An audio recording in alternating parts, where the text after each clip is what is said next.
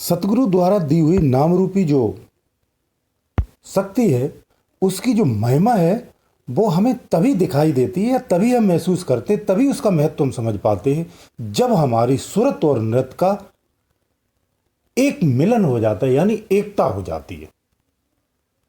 जो व्यक्ति या जो साधक सतगुरु के बताई युक्ति पर, उसकी दी हुई शक्ति पर निरंतर अपने चित्त का एकाग्र रखता है या स्थिति रखता है या उसमें अपने ध्यान को लगा के रखता है, ऐसा व्यक्ति नर से नारायण बनने की उपाधि को प्राप्त होता है।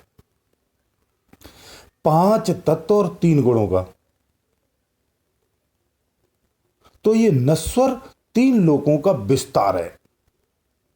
यदि 5 तत्वों में ही ईश्वर तंत्र को मान लिया जाए तो उसी में छठ में हम ही तो हैं। तो आज मैं बात कर रहा हूं, अनहद तो सारे साधक सुन लेते हैं, अनहद तक पहुंच जाते हैं, लेकिन अनहद के बाद की जो क्या यात्रा रहती है, आज मैं उस पर चर्चा करने वाला हूं।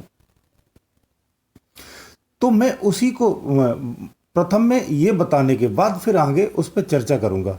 तो छठ में मैं ही हूं, मैंने कहा ना, यदि 5 और 3 का योग यानी 8 मान लिया जाए तो नामों के हिसाब से देखा जाए तो 9वां मैं ही हूं ना, यानी हम ही स्वयं हुए ना। इसीलिए 5 और 3 के अधीन इस देह में विधे वो न्यारा नाम शब्द ही तो है, जिसका दर्शन केवल निज सुरत में ही संभव है और कोई माध्यम नहीं है। इसे निज दर्शन भी कहते हैं। दर्शन अनहद के उपरांत हमें उधर की ही यात्रा करनी होती है।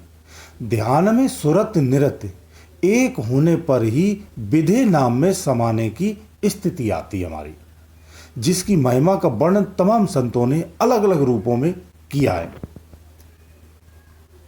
जो स्वयं में समाया हुआ नाम है, उसी में सुरत को समा देना ही तो मूल मंत्र है। इसके अलावा अन्य सब मंत्र तो क्षर है, नाशवान है, व्यर्थ है।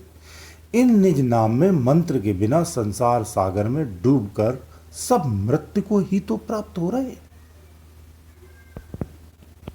सुरत के नाम में समाने के बाद ऐसा प्रतीत होता है कि सब जग सो गया है, अचेत हो गया है, क्योंकि कारण है उसका अंदर के दरवाजे निज दर्शन की पुष्टि से खुल जाते हैं। यानी जब हम अंदर में अपना यात्रा शुरू करते हैं तो बाहर के दरवाजे बंद हो जाते हैं। तो जो साधक होते हैं वो अंदर में धुनें सुनते हैं। क्या करते हैं? अंदर में धुनें सुनते हैं, बाहर के पट बंद करके। जिस भी धुन में ध्यान लगाया जाए वो वहीं पहुंच जाता है। इस प्रकार से 70 धुनें हैं जो हमें अनहद में सुनाई देती हैं। कभी घंटे की धुन में खो जाता है तो कभी ब्रह्मांड के जिस स्थान में धुन आ रही है वो वहां पहुंच जाता है। ऐसे ध्यान में योगी का उस लोक से तार जुड़ जाता है। धुन शब्द पर सवार होकर के वो लोक लोकांतर की यात्रा करता है, फिर घूमता रहता है, अलग अलग जगह पे जाता, अलग अलग अनुभवों को प्राप्त करता है। वो किसी भी लोक से जुड़ जाता है। वो जिस धुन को पकड़ लेता वो धुन अलग अलग लोकों से आई होती है। तो जिस लोक से वो धुन आ रही वो उसी लोक में पहुंच जाता है और उस लोक के अनुभव उसे प्राप्त होने लगते हैं। वो इसी में भ्रमित हो जाता है कि मुझे परमात्मा मिल गया, तो मैं तो परमात्मा के क्षेत्र से घूम के आ गया, मुझे दर्शन हो गए, और अपने आप को धन्य समझता और वहीं ठहर जाता है और रुक जाता है। यानी अपनी साधना से वो पूर्ण रूप से भ्रमित हो जाता है। जो उसे वास्तविक रास्ते पे जाना है उस रास्ते पे वो नहीं जा पाता है। वो उसी के आनंद में डूब जाता है और अपने को रोक लेता है। जो उसे अनुभव मिलने चाहिए थे वो उसे नहीं मिल पाते और वो सारे अनुभव मिलने से उससे रह जाते हैं और उन्हीं दोनों को वो परमात्मा मान लेता है। और उन्हीं धुनों में अपने आप को मस्त कर लेता है। उसे संसार के समस्त आनंद फीके लगने लगते, चलते फिरते वो उसी आनंद में रहता है, यानी वो सुरत धुनों से ही जुड़ जाता है।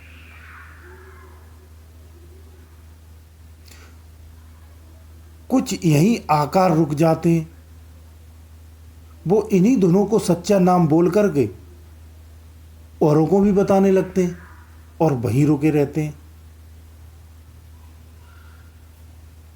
देखिए, बड़े बड़े संतों ने कहा है, कबीर दास भी बोल के गए हैं इस चीज को, कि जाप मरे अजपा मरे अनहद भी मर जाए, सूरत समानी शब्द में ताको काल न खाए।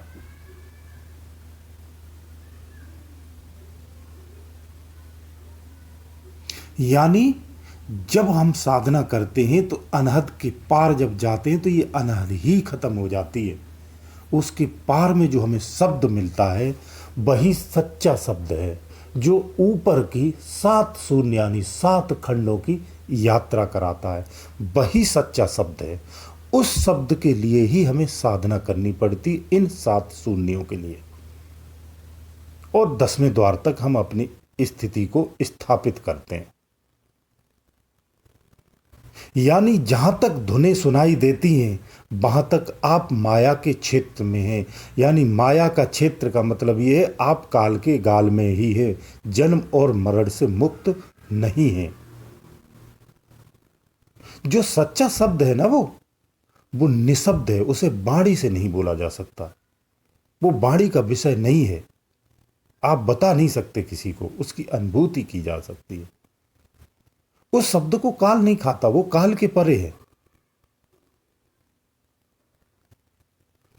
हमारी सूरत को यानी हम अपनी सूरत को उस शब्द में समा देते हैं, समर्पित कर देते हैं।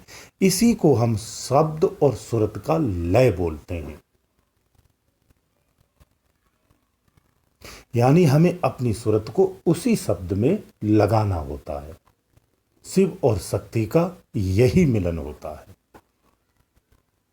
तो कुछ साधक यहीं आकर रुक जाते हैं, वो इन्हीं धुनों को सच्चा नाम बोल के रुक जाते हैं। ऐसा नहीं है। देखिए, शरीर में प्राण है, पहले इस प्राण को बाहर निकालना है, फिर श्वासों से सूरत को निकालते हैं। राजा जनक जो हुए थे, उन्होंने उन्मुनी मुद्रा से,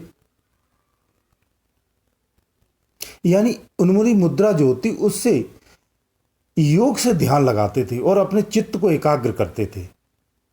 वो शरीर से निकलने की कला को भली भांति जानते थे, बहुत अच्छे से पारंगत थे।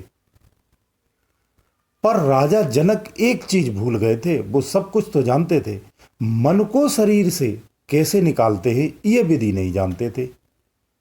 यानी वो मन को निकालना नहीं जानते थे। यही कारण है कि बाद में वो अष्टावक्र की शरणागत हुए थे। अष्टावक्र के शरणागत होने का दूसरा और कोई कारण नहीं है, जबकि लोग कथा में कई कारण बताते हैं, जबकि ऐसा कोई कारण नहीं है, सिर्फ यही कारण था उनका।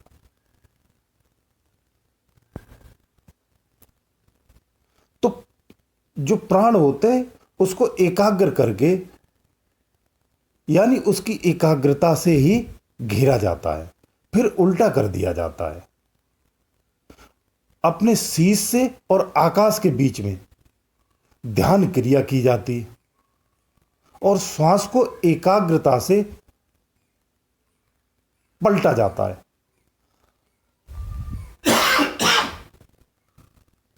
इससे जो श्वास नाभ में आ रही है वो ऊपर की ओर चलने लगती है,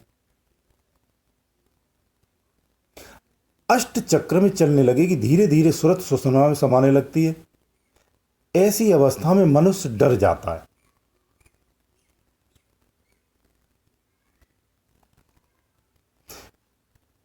मन जब डरता है तब वो क्या कहता है, अरे अब तो मरे, अब तो मरने वाले हो, ये क्या हो रहा है, हम कहीं गलत दिशा में तो नहीं जा रहे, कहीं हम गलत साधना तो नहीं अपना रखी, हम साधना तो ठीक कर रहे हैं ना। जब इस तरह की तीव्रता से विचारों को अंदर में उठा देता है, यही हमारी जो एकाग्रता है, हमारी जो ध्यान है, वो भंग हो जाता है। और एकाग्रता आपकी भंग हुई, आपकी श्वासें नीचे गिर जाती और सारा खेल खत्म हो जाता है। तो मन जो होता है ये ध्यान को रोकता है। कहां जाने से? 10वें द्वार पे जाने से। ये तीव्रता से रोकता है। ये आपको 10वें द्वार पे नहीं जाने देता है।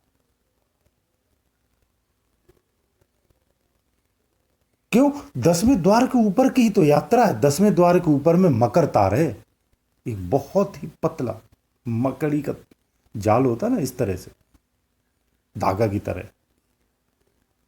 तो हमारे मन को उसमें एकाग्र नहीं होने देता है, 10वें द्वार पर टिकने नहीं देता है। मन हमें शरीर मान करके ही रखता है, इससे भिन्न नहीं होने देता है। तो मन की माया की जो चालाकी है ना, यही चालाकी आत्मा अपने को न जानने पाए ऐसा भाव रखता है, और इसीलिए हम अपने आत्म भाव को नहीं जान पाते। इसीलिए हमें जो ऊपर की चढ़ाई होती बहुत संभाल के और सावधानी पूर्वक चढ़ना होता है, क्योंकि ये एक क्षण में नीचे गिरा देता है। इसीलिए साधक जितने भी होते हैं उनको नियम और संयम से रहना चाहिए, इसीलिए मैं बोलता हूं उनको। तो जो साधक नियम और संयम से रहते हैं वही सावधानी पूर्वक उस पर चढ़ पाते हैं। और इसकी चढ़ाई को बहुत सहने सहने, धीरे धीरे, आराम आराम से चढ़ना होता है। स्पीड से कभी नहीं चढ़ा जाता है। इसलिए सहजता से और सरलता से ही ये साधना करनी चाहिए और इसकी चढ़ाई चढ़नी चाहिए। दूसरे पार्ट में आपको बताऊंगा कि 10वें द्वार के ऊपर में क्या क्या अनुभव होते हैं, क्या क्या स्थान है, और उस पर हमें कैसे कैसे चढ़ना है, तब हमें सफलता मिलती है। तो क्या क्या सावधानियां रखनी पड़ती हैं वो भी मैं बताऊंगा। ये उनके लिए बहुत महत्वपूर्ण होगा जो लोग अनहद में अभी परिपक्व हो रहे हैं या होने वाले हैं, जिनकी यात्रा अभी अनहद में चल रही है। उनके लिए आगे का ये मार्गदर्शन परम आवश्यक है। उन लोगों को विशेषकर ध्यान देना चाहिए। क्योंकि ऊपर का जब ज्ञान हम बोलते हैं ना, तो वास्तविकता में अगर बताऊं तो समझ में नहीं आता है। इसीलिए सहज में बताया जाता तो छोटे मोटे कुछ शाब्दिक अर्थों का गलत भी अंदाज हो जाता है, या गलत शब्द भी कभी कभी आ जाते हैं, उसको आपको नजरअंदाज करना चाहिए। तो मैं अगले पार्ट में आपको ऊपर का पूरा ज्ञान बताने वाला हूं, जिसे आपको ध्यान से सुनना चाहिए। गुरुदेव दयालु।